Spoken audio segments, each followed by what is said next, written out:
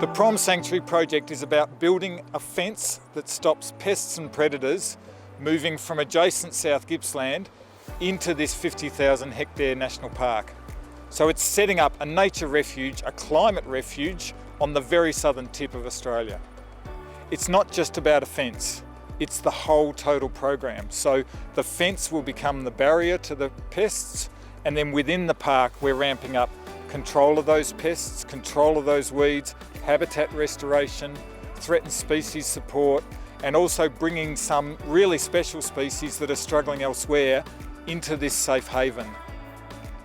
Wilsons Prom is unique in that it's sitting in the cool waters of Bass Strait, and that buffers it against the temperature extremes of climate change and makes it a really good place to set up a climate refuge, a safe haven at scale for our most threatened and most valued species.